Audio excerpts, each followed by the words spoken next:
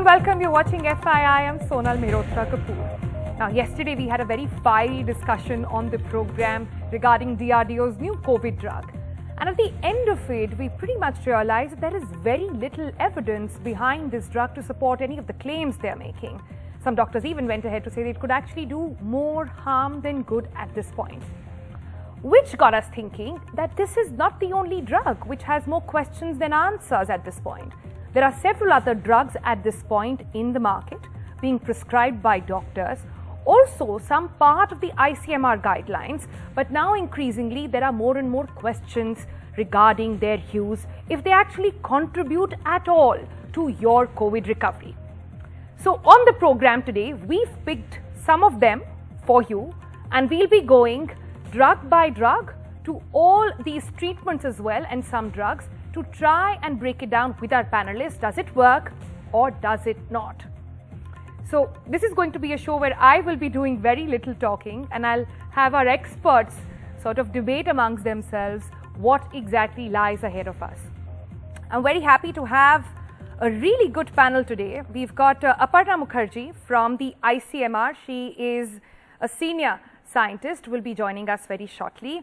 I see Dr. Pinto back with us on the program. Very delighted to have you with us. Dr. Anjan Trikha, he is the chairman for Clinical Managerial Group for COVID Crisis at AIIMS. Thank you so much, sir, for your time.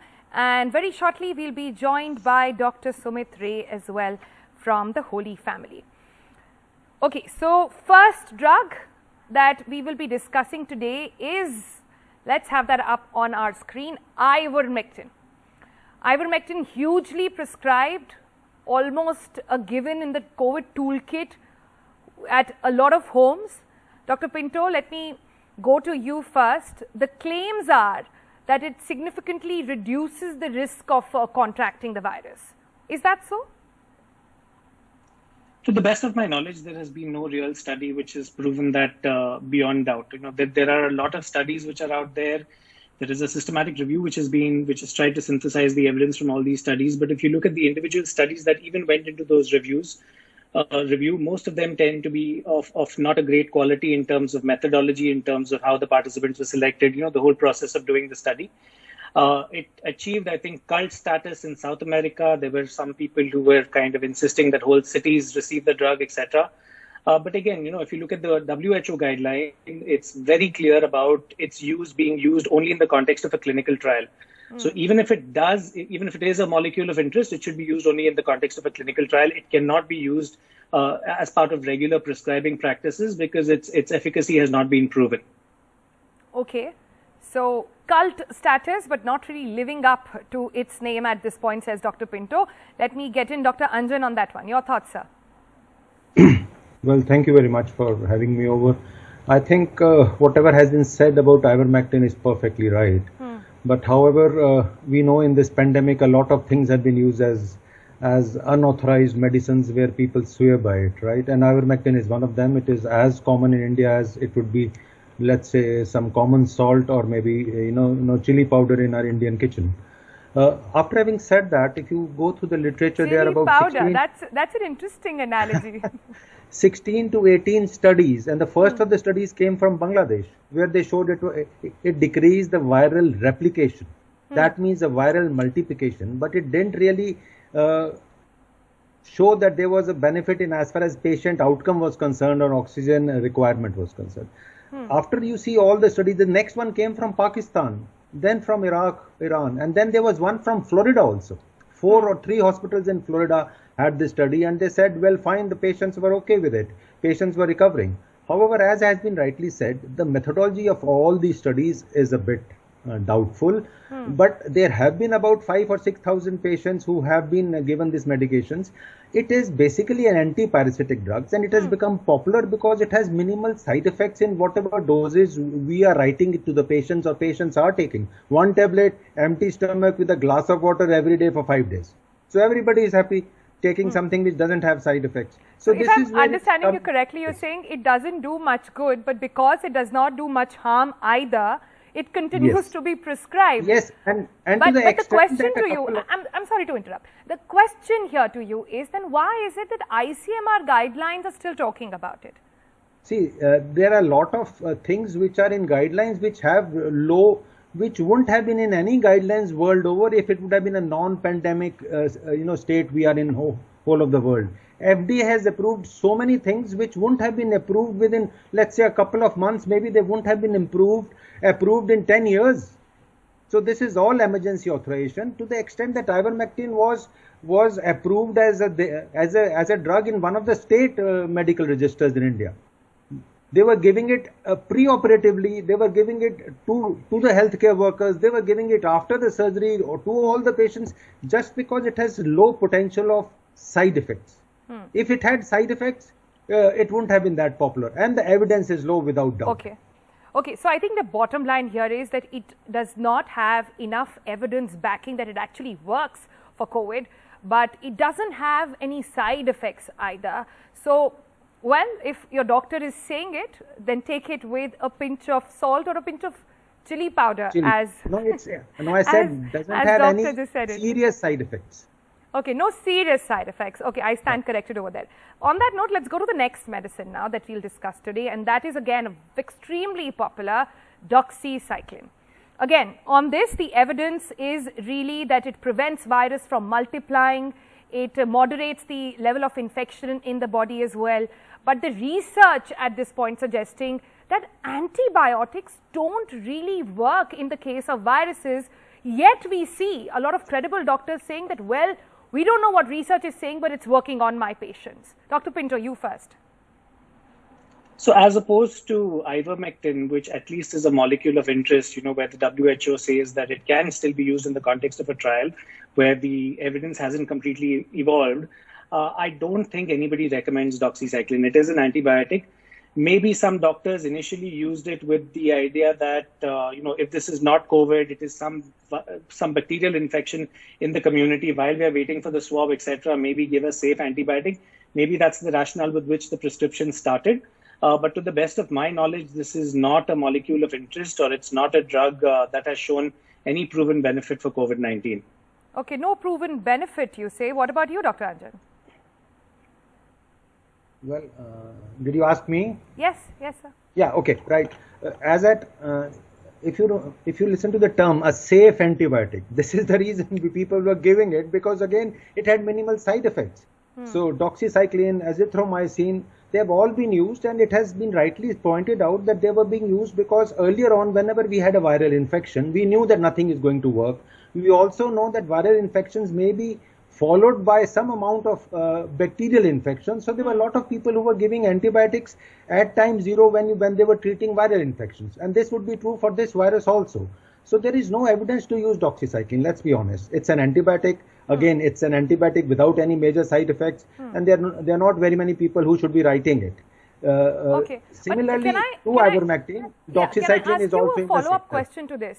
So doxycycline, it was a good tie for me when I wanted to pick up this drug for discussion versus azithromycin. So I've had people in my family, when they got COVID, they took azithromycin. In fact, the first thing you do the minute you start showing any symptoms at all is take azithromycin. What exactly is the science behind this though? See, the stand is, this is the problem in a pandemic. Suppose anybody in the family gets COVID and you tell him that you just got to take paracetamol and nothing else and sit home. That's the way earlier on it was treated by NHS in USA. Just go home, take plenty of water, good nutritious food and paracetamol, and that's all. Well, in India, it doesn't work. Somebody phones you up and says you take XYZ, you start taking XYZ. So somebody says doxycycline, 100 milligram morning, evening, fine, for 5 days, it's okay. You know that in 85% of people, this virus disease is going to take care of its own self, and you attribute it to doxycycline. Somebody tells you ivermectin. You're telling me the patients and the patient behavior is forcing doctors to prescribe these drugs? Yes, it's not only that. There's all people treating COVID-19 in hospitals, and I am one of them. We are under tremendous pressure to use medications. I call it social indications of using medications. Come to me and third week and you will pressurize me from 10 people to use remdesivir when everybody knows it won't work. Fourth week you want us to give you plasma. It doesn't work at all, and now it is out of guidelines. The same is with Tosi. The cost is gone up. I can get it for 2 lakh of rupees. Please give it to it. It's not there. a medicine has to be taken at the right time. And this pandemic has taught us one thing. Only 3 things work: oxygen, heparin or blood thinner, and maybe steroids and remdesivir. And we should know what works when in which phase of the disease. If you take steroids from day 0, you're going to really land up into a problem. I'm very glad you're saying that, because we just did an episode on steroids as well to say exactly this. And since you talked about remdesivir, let's talk about that next. Let's have that graphic on the screen, please. Claims on remdesivir versus research. Now, a lot has been said about remdesivir already. In a nutshell, what I want to highlight here is that the only job remdesivir actually does is, as it claims to do effectively, is cut down your stay in the hospital. Yet, it continues to be prescribed. The thing with remdesivir is that the ICMR AIMS guideline, by the way, still talks about remdesivir when several states in the country have, in their own protocol and their COVID guidelines, have decided to do away with it. Is it time that we say bye-bye to remdesivir from our COVID protocols, just like we said to plasma? Dr. Pinto. I'm not sure if it's time to completely say bye-bye, because there are some studies which have shown a reduced length of stay. I think as long as a person has been admitted for the right reasons and then you choose to give remdesivir to reduce their length of stay, maybe it has a role. What's wrong in reducing a length of stay if that bed is available to somebody else sooner, especially when you're going through a bed shortage? The problem, though, is twofold. Number one, people get admitted to receive remdesivir, which is wrong. So they could possibly have been managed at home. They would have not occupied that bed at all, and they get admitted only to receive remdesivir, in which case, it's a 5-day course of an intravenous drug. So you've occupied a bed for 5 days, which otherwise would have been available to somebody else. So that's clearly a problem if it's used in that indication. The second indication where it's very often used is as an act of desperation. Your family member is on a ventilator, your family member is severely ill, and the family is told that, procure remdesivir, this is our last hope. And that's clearly not the case. That's clearly not the situation in which it works. We know with a reasonable amount of certainty that it does nothing to mortality. It does not save lives. So as long as it's used in the right indication, so a person, say, who's come in early, who needs oxygen, for example, who has risk factors and is admitted to the hospital in the early phase, maybe it has a role as an antiviral at that stage. But this is a narrow indication, and the way it's being used currently across the board is clearly something that should be discouraged. Now, why I said that it is important to sort of put this out in the guidelines, even for the COVID protocol that comes out with AIMS and ICR, the most credible here in the country at least, is because people are going from pillar to post just to get one vial of remdesivir, paying 2 lakhs, 3 lakhs, their entire life's worth of savings just for this one vial, when it just might or might not work. So let me ask you this very clearly, Dr. Anjan.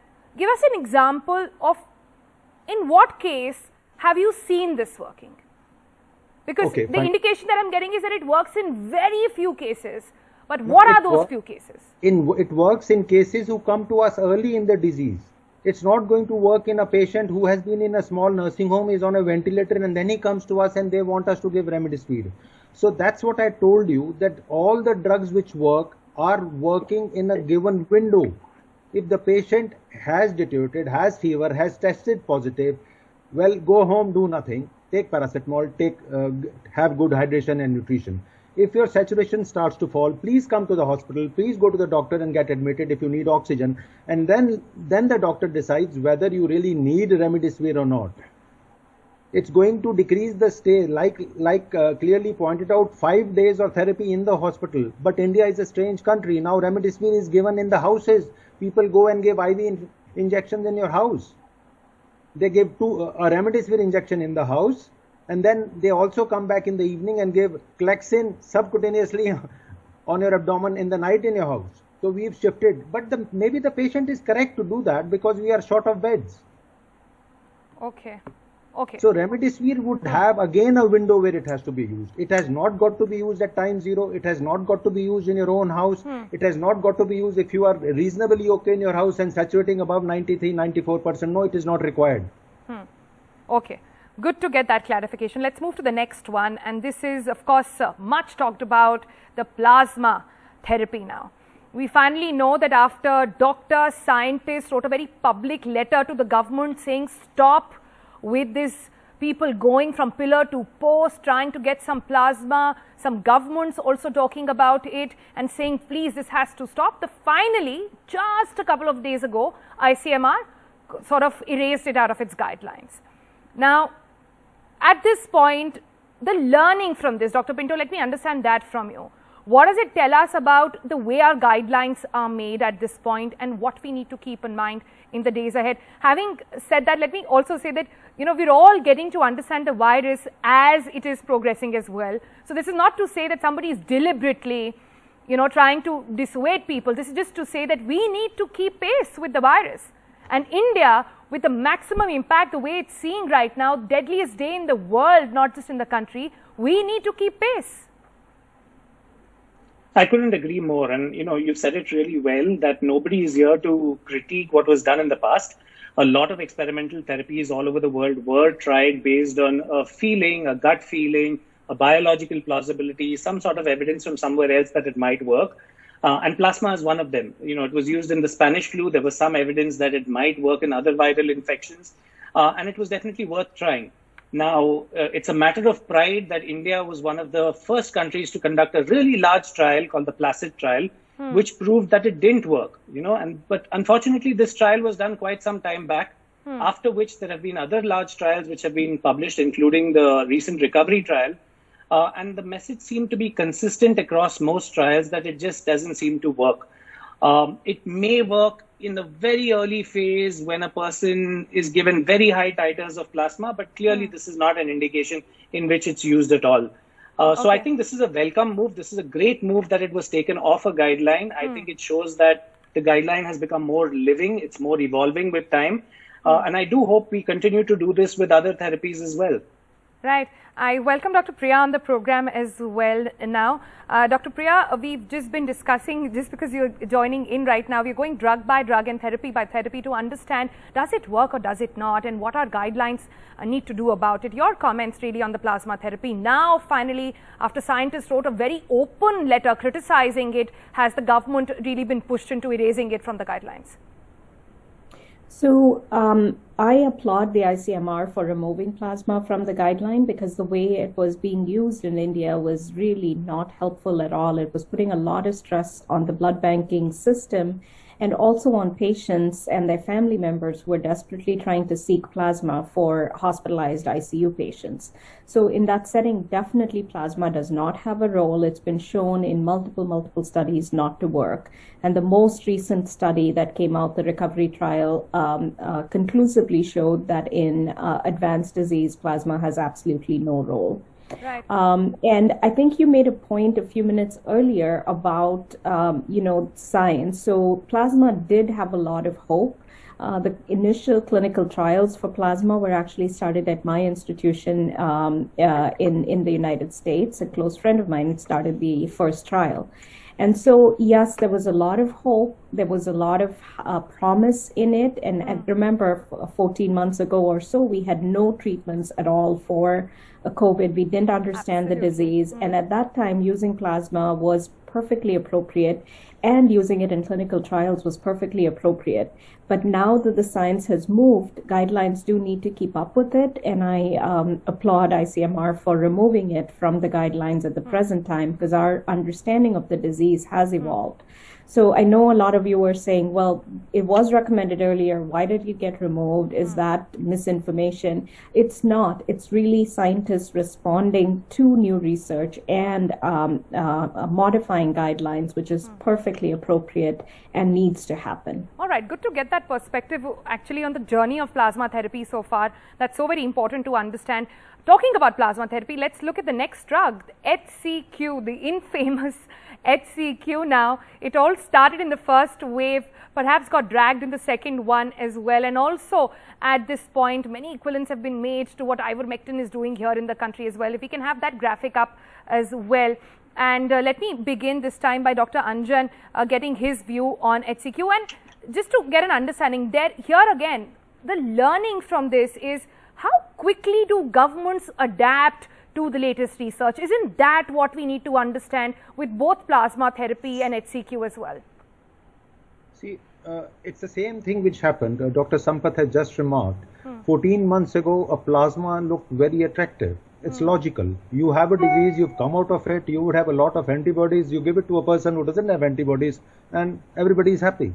But over the time, we've realized it's not really that easy. And Dr. Pinto has distinctly said that it may be helpful, maybe in a few patients earlier on in the disease. That small window is still there, and you never know what happens after another 2 or 3 months or 5 months. However, because of the second surge, government had to come down heavily on it because it was being misused. In India, what has not been misused? Plasma, 2 plasmas to everybody who comes in. Remdesivir to everybody who comes in. Tossi to everybody who comes in, and then thank you very much. Let's wait and see what happens. This is the standard treatment protocol. The sense I'm getting from you is that it's scientists and clinical research is one thing, but the misuse of that is really the worrying factor over here, and how it's being prescribed. And a lot of times, what you said, Dr. Anjan, is very important. A lot of times it's driven by patients as well. So all of us here also need to be really very careful about what we are pushing our doctors to really prescribe in our desperation to fight out this pandemic.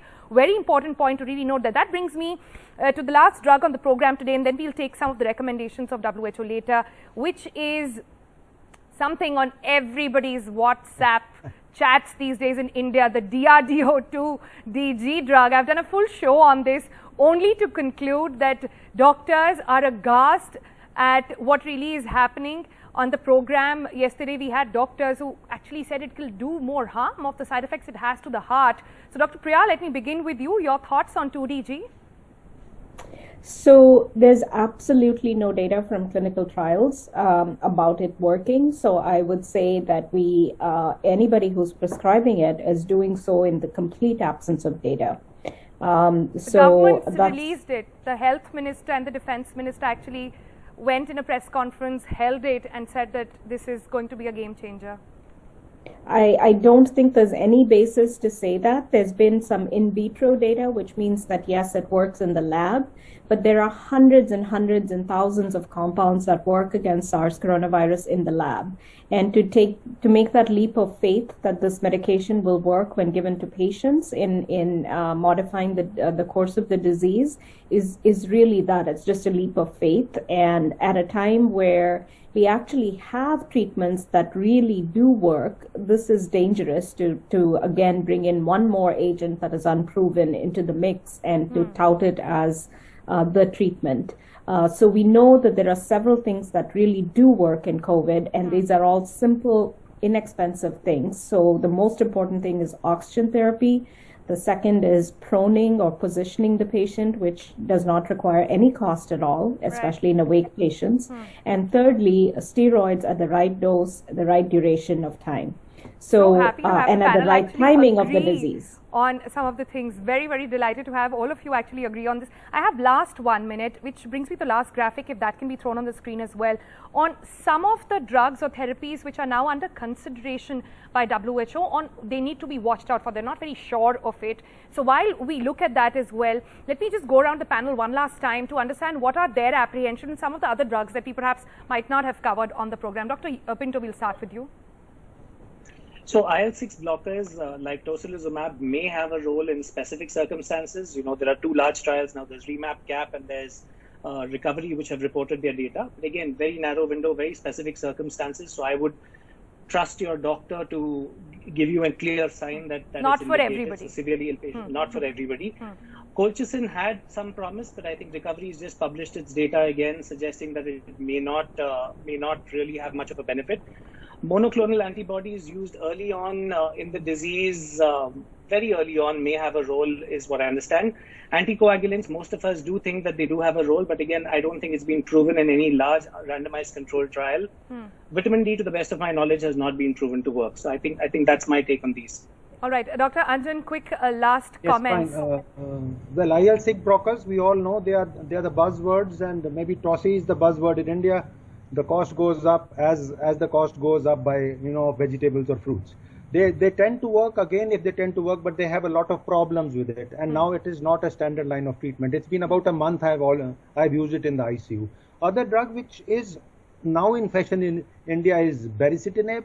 It is slightly costlier. People are using it, but they don't realize it that it has again inherent problems. So baricitinib is FDA approved, available in India, and it's again being used because there is nothing else to be used. Colchicine, well, I don't think it works. Okay. Monoclonal antibodies, they became famous earlier on. If you remember, Mr. President Trump got some cocktail of antibodies, which was a hush-hush news. So antibodies came in, monoclonal antibodies came in, and I'm sure they're going to be in the guidelines in the next 3 months in India also. Anticoagulants, we do use them, fine, but they are being overused. People are being discharged to go home on anticoagulants. All kind of anticoagulants, they are being discharged without any evidence for that matter. And vitamin D, it's something which each one of us should have it, and we continue to have it if you are in India and you are low in vitamin D. All right, I have seriously run out of time, but Dr. Priyal, just your last thoughts. I've been very curious about these vitamins that everybody is popping day in and day out. I think that the data is really, really mixed with vitamin D. There's no data for any of the other vitamins, but vitamin D, there's mixed data. And I think that if taken in moderate quantities, it's not harmful. I don't know that we have clear data that it works. But amongst those list of medications, I think that's one of the things that probably will not do too much harm. So it's okay. Again, no data that it actually definitively works. Amongst those list of medications that you have, I'd just like to say one thing about monoclonal antibodies. They have worked in the US, again, but used very, very early on in the disease course and in selected patients. They're very expensive, but they are like the convalescent plasma in that they are antibodies to protect you against the disease if given within the first 72 hours of onset of symptoms. Okay. In very immunosuppressed patients, okay, that can actually prevent disease progression. So again, the problem in India right now is that it's so hard to access medical care if you have mild symptoms. So if, as the pandemic progresses, if the overwhelming of the medical system improves and there is that window to treat patients early and selected patients who are extremely immunosuppressed from their own underlying conditions, that I think does have a role. Okay. But again, all right, completely out of time. But thank you all so much. Dr. Anand, I'm so sorry, I'm out of time. We'll have to take it offline. Thank you so much. It was really enlightening. We're going to slip into a quick break now.